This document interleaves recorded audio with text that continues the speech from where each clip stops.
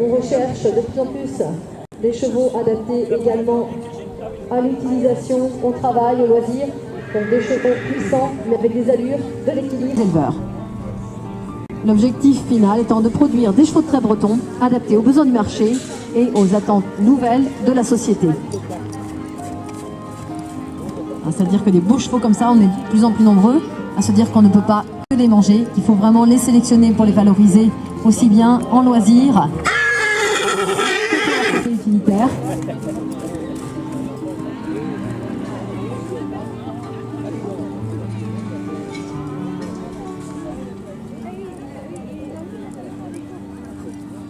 Le Jeep détient donc une centaine d'étalons, certains rachetés aux haras nationaux.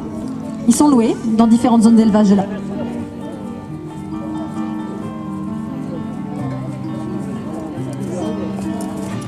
Et le cheval breton est présent, et c'est étonnant, un peu partout en France. C'est un bon cheval de montagne.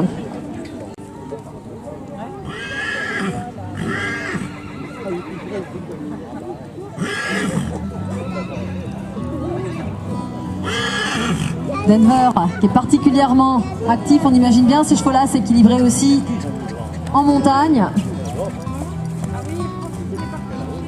Alors un cheval qui est doté d'un trot particulièrement actif, régulier, suffisamment de mouvement dans le genou.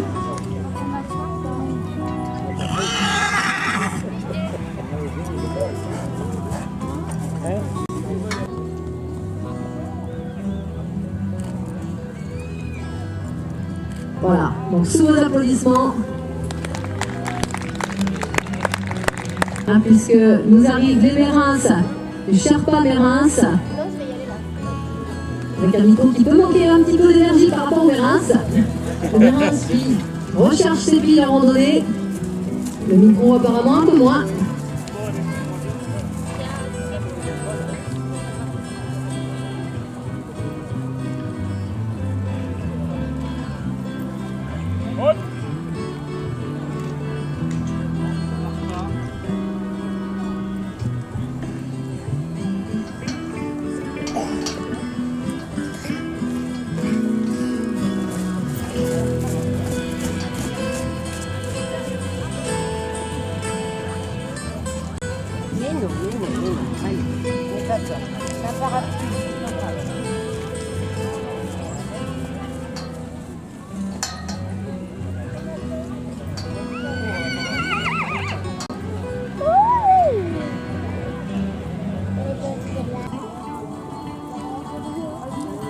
Voilà, il y a un micro qui a retrouvé toute son énergie.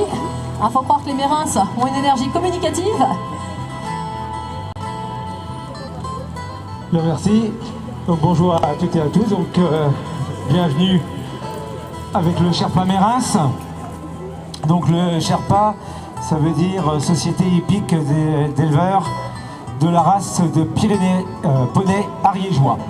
Alors pourquoi poney ariégeois? Puisque donc cette race est originaire des Pyrénées, donc d'une des vallées vers le bas de la case en Andorre. Vous allez trouver sur votre route, donc qui est arrivé il y a très longtemps en France.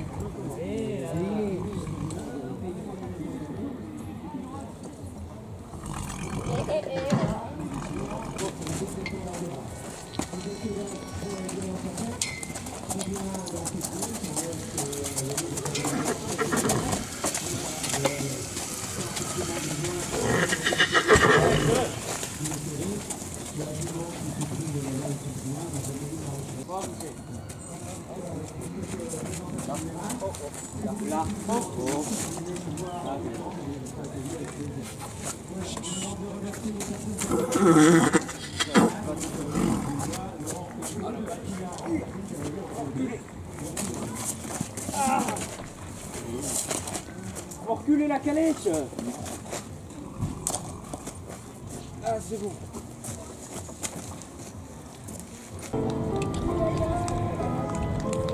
Autour, à présent, de la jument Finger et sur une pirouette incroyablement énergique. Alors elle a le sens du travail en équipe. À la jument, vous avez besoin de petits conseils de révision. Il faut savoir que déjà c'est pas simple de pouvoir prendre un cheval. Ou alors il faut vraiment des très bons chevaux pour pouvoir les prendre au pied levé. Mais alors, demander en plus des répétitions de spectacle. Voilà, un beau travail de binôme. Camille et Laurane, qui sont basées à Pordic, qui sont cavalières depuis leur temps d'enfance, mais qui préfèrent désormais l'équitation de spectacle inspirée d'équitation éthologique. Une forme d'équitation finalement très peu coûteuse en matériel, mais qui demande un gros investissement en heures de travail et en précision. Un travail de changement de pied au galop précis, posé. Alors le cheval se méfie toutefois peut-être un petit peu, il a bien raison. C'est sûr qu'un support en herbe, c'est un petit peu mieux fait pour des présentations typiquement élevage dans le plus calme.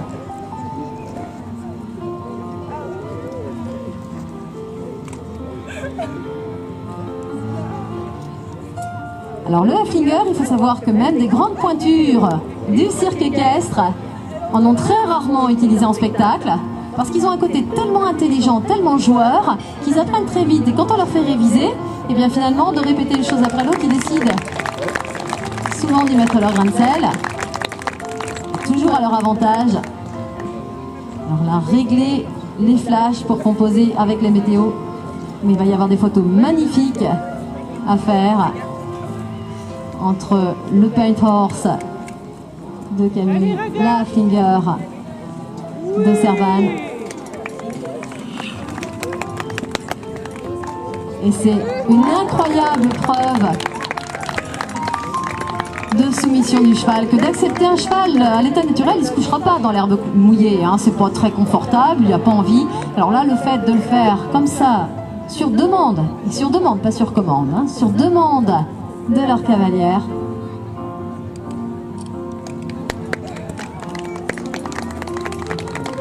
Voilà, un petit coup d'antérieur, d'encouragement au nuage pour qu'il nous laisse une petite éclaircie d'ici la fin de l'après-midi.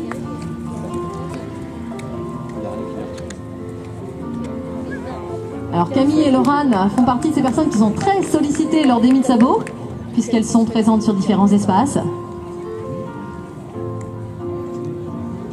Et le fait qu'elles puissent arriver dans les écuries des haras pour venir sereinement répéter. Elle aussi, vous voyez, il n'y a pas d'astuce, pas de sucre, pas de carotte, c'est juste l'encouragement à la voix.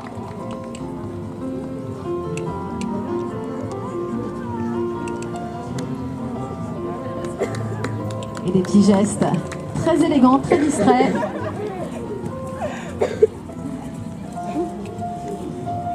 Alors le jeu de la poursuite et un cabré très expressif. Alors là, pour les plus jeunes, les enfants, ne le refaites pas chez vous. Ça, on est bien d'accord que ça se fait avec un cheval avec lequel on est parfaitement complice. Ça se fait quand on a déjà établi énormément de respect. Sans quoi, on joue vraiment avec le feu. Même un jour de pluie.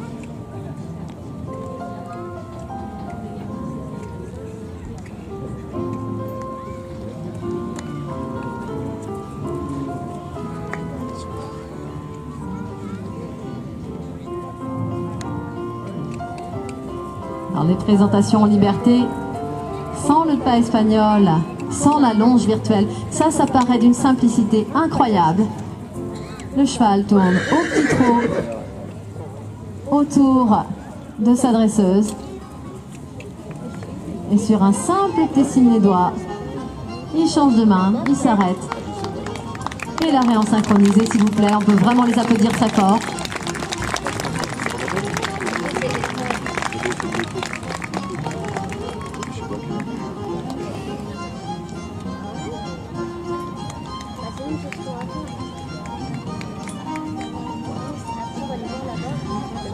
Alors une révérence d'un côté, un campo de l'autre.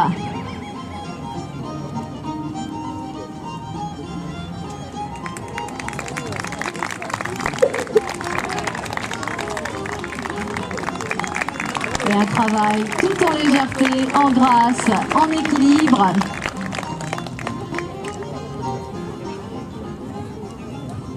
Camille et Laurane, vas-y applaudis.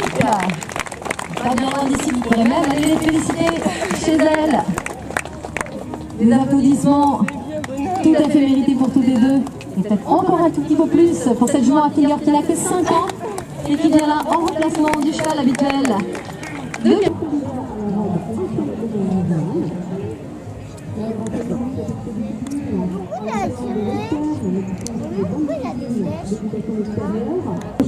À 2 mains, à 3 mains, voilà, bravo.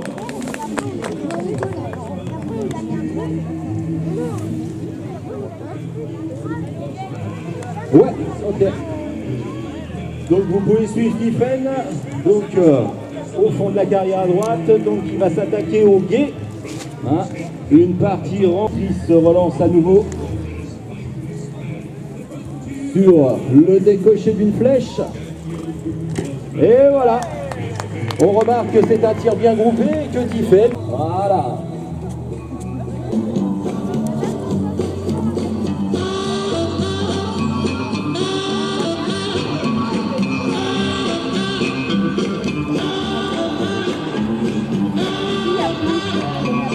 Allez, un petit convoi de drapeau.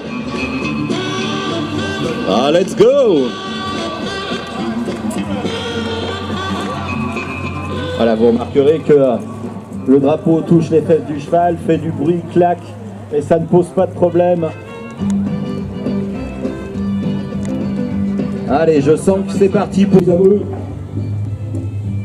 Allez, ça y va sans aucun souci. Et hop là, ça ressort. Bravo à eux.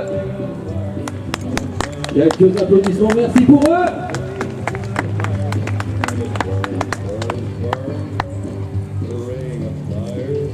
Allez, Tiffen.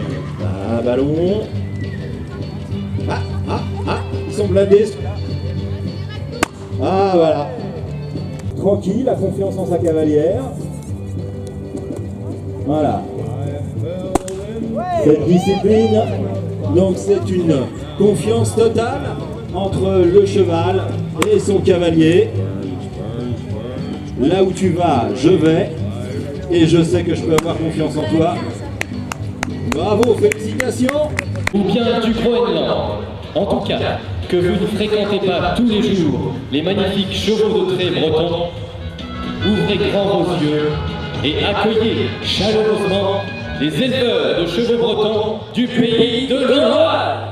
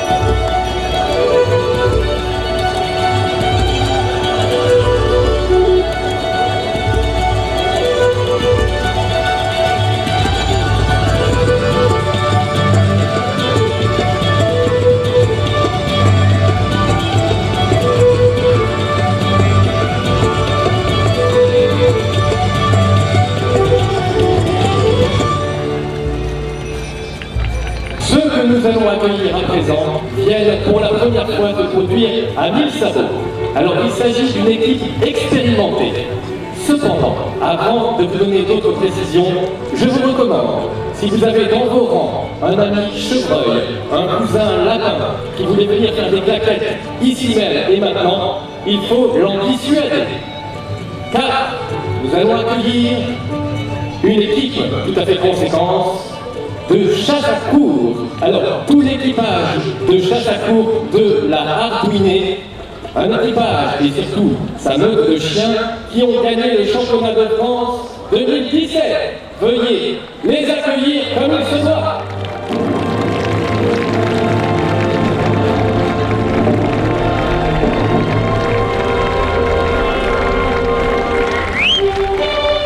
Et je vais passer la parole à Monsieur De Gigou, qui va vous fournir des explications précieuses. Merci et bonjour à tout le monde. Merci de nous accueillir dans cette enceinte. Je dirais pas que je la découvre, je la connais depuis longtemps puisque le cheval apporte une grosse place, a pris une grosse place dans ma vie. Je suis content donc de vous présenter cet équipage qui est composé d'une meute de 180 chiens. Ici, vous en avez une cinquantaine. 180 chiens qui sont aujourd'hui basés dans un chenil dans les Côtes d'Armor, en bordure de la forêt de la Ardouinée. Ces chiens, on vient de vous le dire, ont participé à quelques présentations notables, comme la nationale du chien de la centrale canine et un autre 6 qui est dans la meute a gagné le trophée national. Plus récemment, autour des entre chiens de chasse, le meilleur chien de l'exposition, également un posteur et un milieu. Voilà, je crois que ça mérite un petit applaudissement pour l'homme qui est au milieu, qui est Débuché. C'est l'homme qui travaille pour cette sélection, bien aidé et conseillé par Daguet, qui est derrière et qui est en retraite, mais pas retiré, bien présent encore, et Karine, qui est dans son derrière Débuché. Tout comme de Véry a un nom de Véry, donc Débuché. Et avant de commencer à vous parler de cheval, puisqu'on est un peu là dans ça, je vais leur demander de vous sonner la fanfare qui nous est personnelle, qui s'appelle la Ardouinée. Ils sont que deux, soyez un peu indulgents.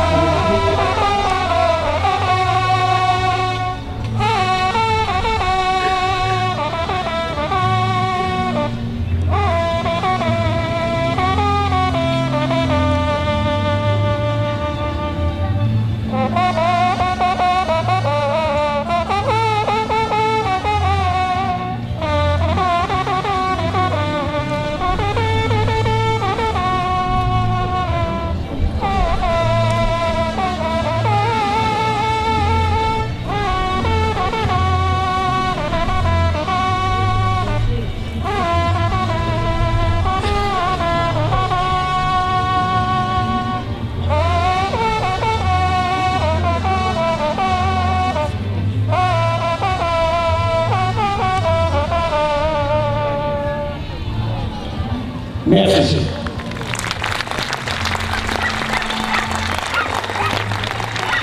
Un équipage comme celui-là, c'est un équipage qui chasse. Le chien, naturellement, est chasseur. Et il chasse avec ces équipages chassent avec des moyens qui sont anciens. On appelle ça la chasse à corps et à cri. Le cri, c'est le cri des animaux, des chiens. des gens. Et le corps, c'est bien évidemment ce que vous venez d'entendre. À corps et à cri, et il y a pour aller d'un point à un autre, il n'a pas été trouvé mieux que le cheval. Il faut savoir que les chevaux qui sont devant vous, qui n'ont pas l'air malheureux, sont des chevaux qui n'ont pas été préparés ou élevés pour ce faire. Ce sont des chevaux qui, pour la plupart, devaient courir. Ils pouvaient courir, ils peuvent courir, ils étaient destinés à courir au trot, au galop, mais ou sauter, mais en aucun cas pour faire un charge de chasse. Et il faut savoir qu'il y a 7000, autour de 7000 chevaux qui remontent aujourd'hui les cavaliers chassants à court. C'est quand même quelque chose d'important à connaître, puisque on peut que tout le monde doit avoir un avis sur toutes choses, mais la chasse, sauf de l'abattoir, excusez-moi de mots, mais c'est ça, c'est une chose. La qualité de l'intellect du cheval, je vous allez pouvoir constater. Regardez.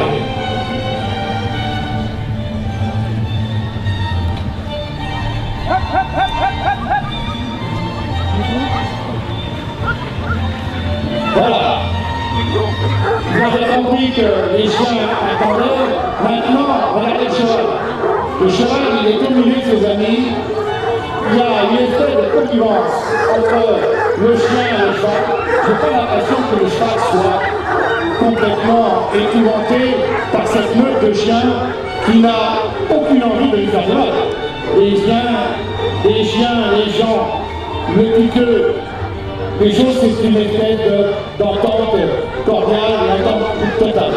D'ailleurs, on ne peut pas demander à un animal quelque chose sous la contrainte.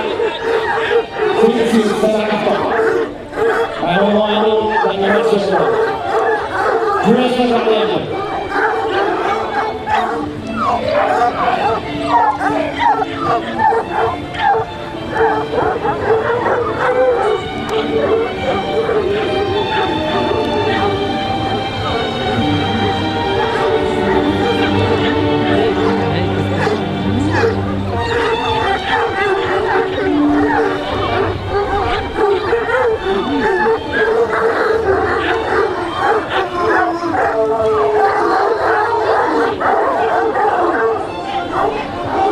On a l'habitude d'appeler ces chiens des chiens d'or. Regardez, si ça c'est pas d'or, j'y connais rien. Voilà, on a rigolé, on s'est amusé, je crois que tout le monde était content. Et maintenant tout le monde.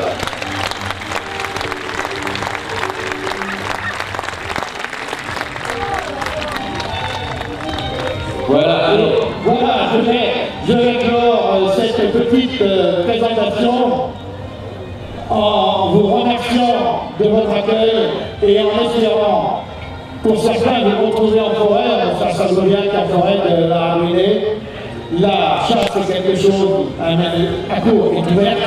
Tout le monde peut venir. Merci de votre accueil et à bientôt. Merci maître de Gigou pour toutes ces explications. Et merci à tout l'équipage de chasse à court de la Ruinée. On peut les applaudir, les dames.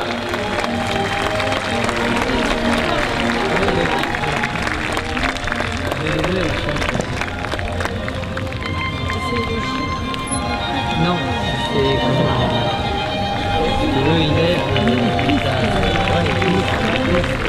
Voilà une sortie majestueuse d'un pas assuré. Et nous allons accueillir maintenant, messieurs dames, une de nos invités d'honneur de cet événement 2005 cette année. Il s'agit de Mélanie Goéner. Eh bien, alors juste une petite précision.